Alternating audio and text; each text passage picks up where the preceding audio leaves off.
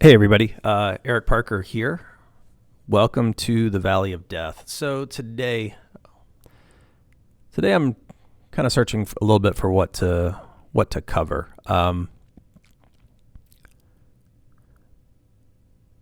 It's interesting. The trying to figure out what is the thing that's been holding back user adoption of our software. And if I had to put my finger on one thing that I think has complicated it, it's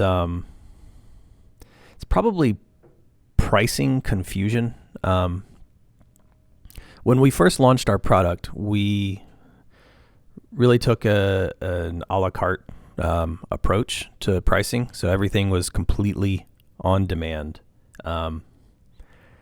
So you basically, as an organization, you could sign up at a $20 level, $120 level, or an enterprise level, at which point you'd need to talk to us about exactly what that is. But then you would scale up how many users you had on the software. And I've seen that model work a lot of times.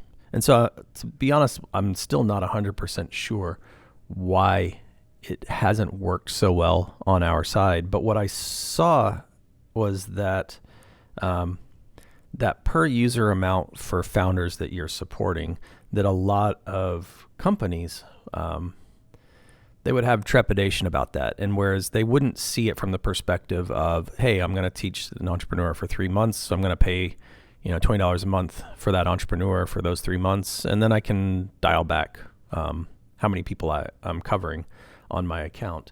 I think what I discovered is that your customers have an ambition level of how many people they want to serve. And to be honest with you, I want to have a software product that helps them serve so many more. I think I mentioned before that on average, we estimate that like most support organizations are going to average out at about 50 founders a year that they support.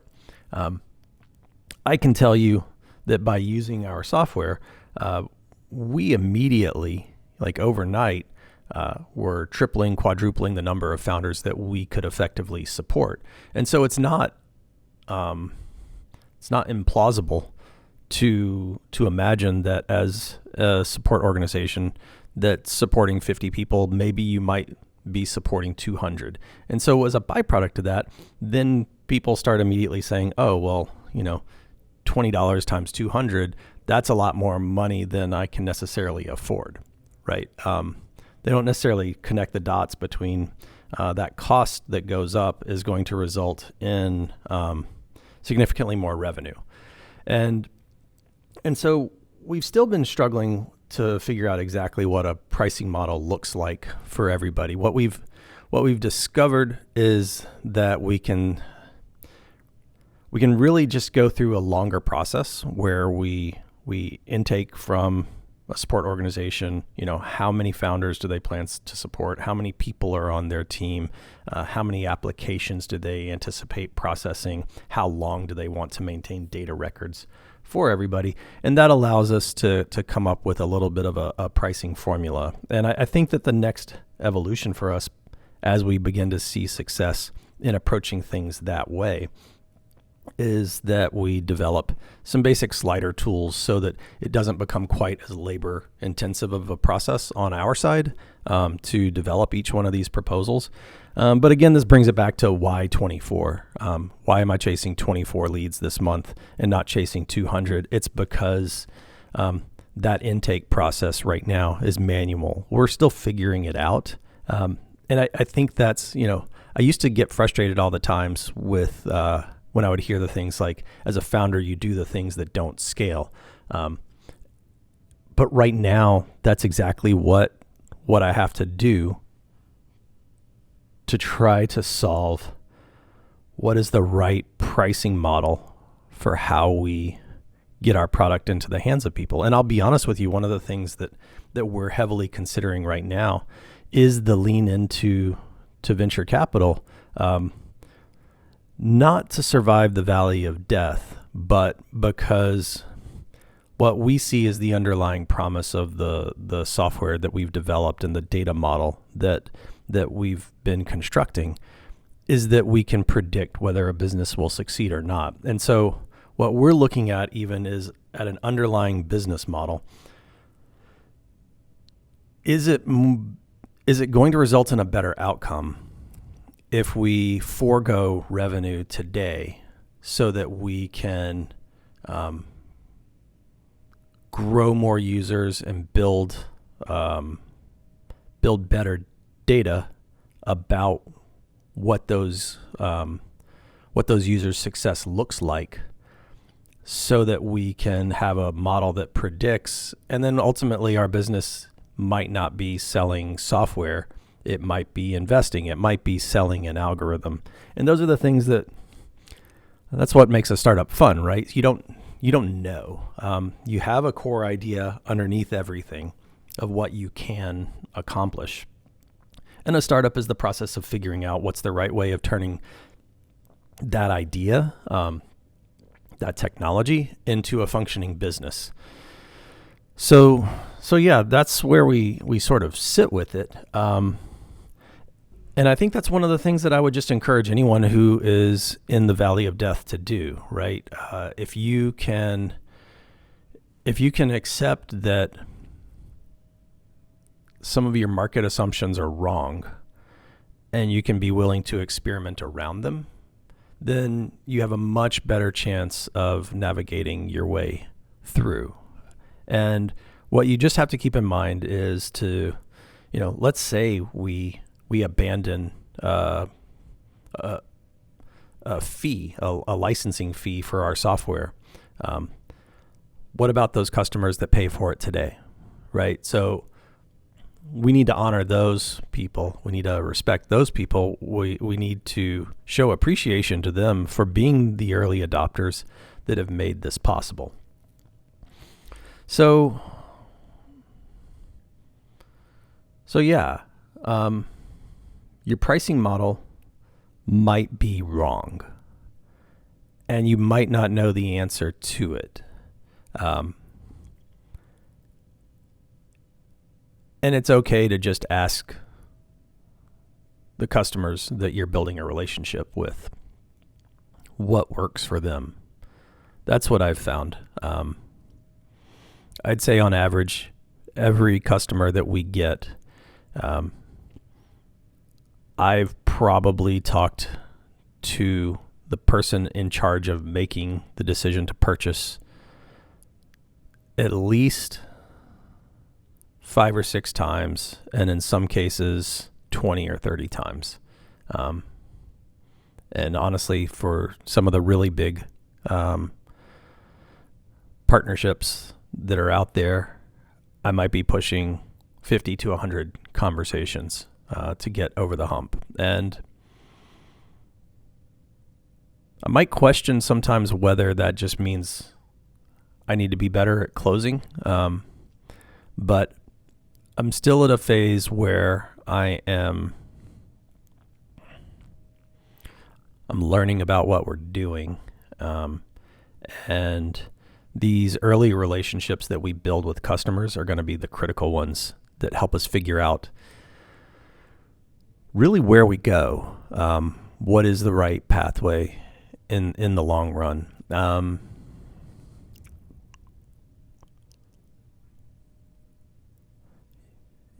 Yeah,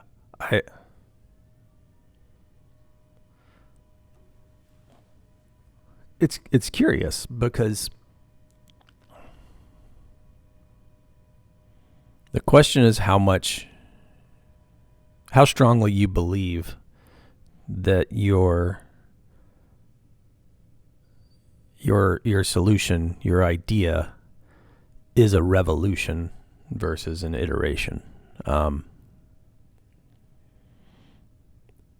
And I think that the other thing that plays into it is what sort of runway you have to accommodate that.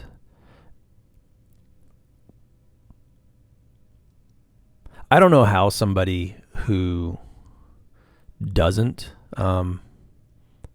have a certain amount of wealth can really pursue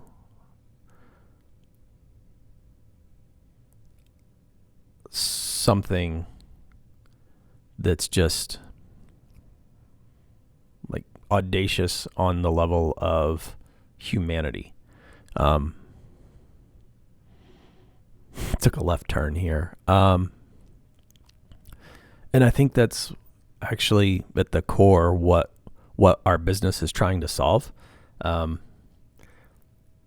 only able to do what I do in so many ways because I had a successful business in the past. I saved up a lot of money as a byproduct of that.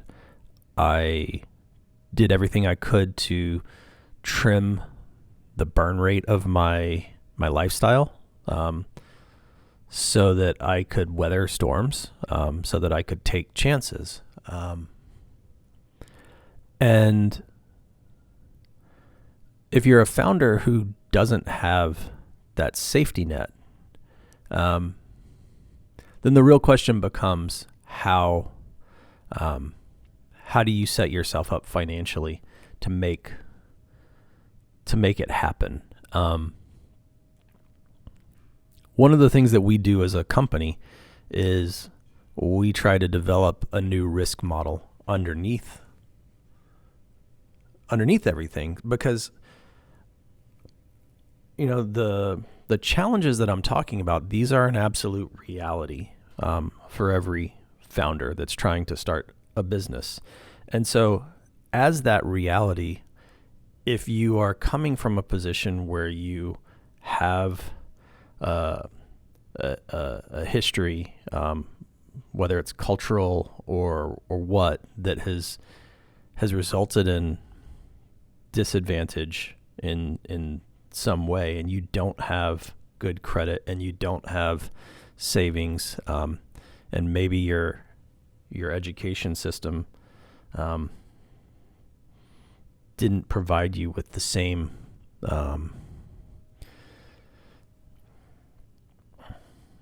starting position to try to get things going,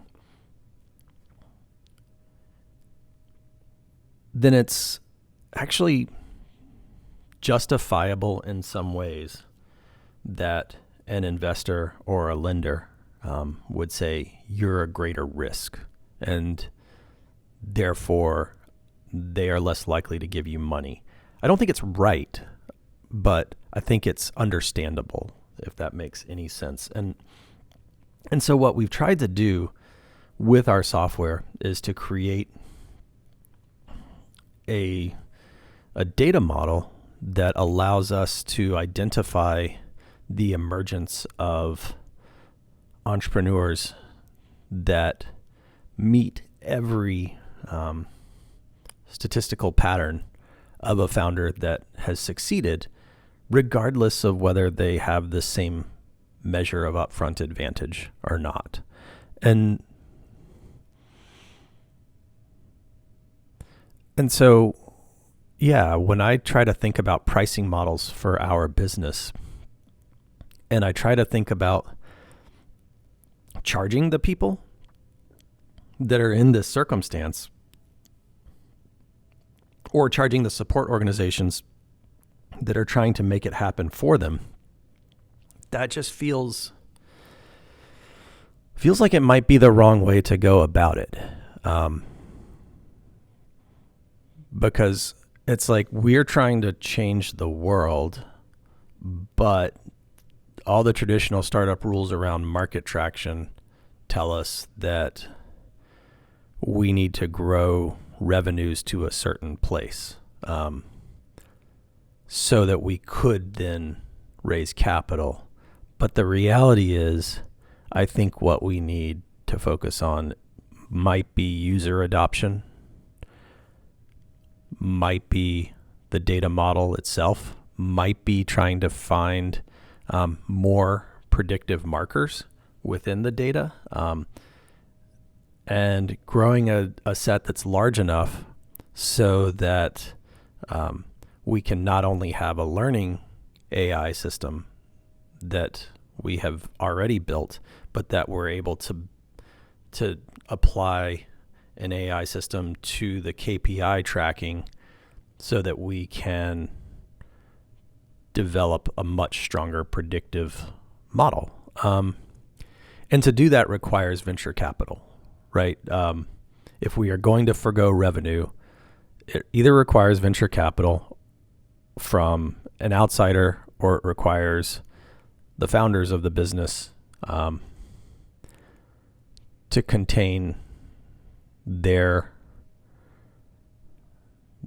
expenses so that we collectively can take that chance. And I say that to you as a founder because if you're trying to make a big giant swing, these are the things that you have to weigh. And I don't know in your circumstance what's the right way to go about it. I mean, to be honest with you, I would really like to bootstrap my company all the way to the place where we've solved these problems. I don't really want the pressure of shareholders that we're reporting to, but the idea is more important than me, and I think that's the thing that drives a lot of really successful businesses.